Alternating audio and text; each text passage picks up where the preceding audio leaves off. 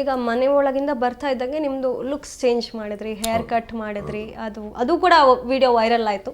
ಯಾಕೆ sir ಬರ್ತಿದ್ದಂಗೆ change ಮಾಡಿದ್ದು? ನನಗೆ ನಂದು ಆ ಕಾಂಟ್ರವರ್ಸಿ ಆಗಿತ್ತಲ್ಲ, ಆಗಿಂದ ಬಿಟ್ಟಿದ್ದೀನಿ ನಾನು.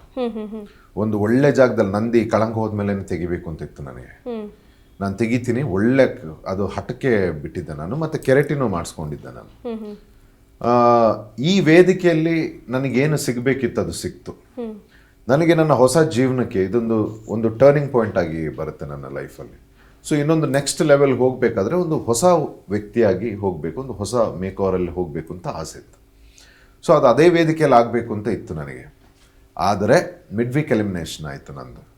ಸೊ ನಾನೇನು ಮಾಡ್ತೀನಿ, ಹೊರಗೆ ನನಗೆ ಟೈಮ್ ಸಿಗುತ್ತೆ, ಇಮಿಡಿಯೇಟ್ ಮಾಡಿ ನನ್ನ ಹೊಸ ಲುಕ್ಕಲ್ಲಿ ಮತ್ತೆ ಸ್ಟೇಜಿಗೆ ಬರ್ತೀನಿ ಬಾದ್ಶಾ ಅವ್ರ ಮುಂದೆ. ತುಂಬ ಇಷ್ಟಪಡ್ತಾರೆ ಅವರು, ಈ ಲುಕ್ ಭಾಳ ಚೆನ್ನಾಗಿದೆ ಅಂತೆಲ್ಲ ಹೇಳಿ ಅವ್ರ ಆಶೀರ್ವಾದ ತಗೊಳ್ತೀನಿ. ನೆಕ್ಸ್ಟ್ ಈಗ ಹೊಸ ಏನು ನಾನು ಬರ್ತೀನಿ, ಸೊ ಈ ಲುಕ್ ಮುಖಾಂತರ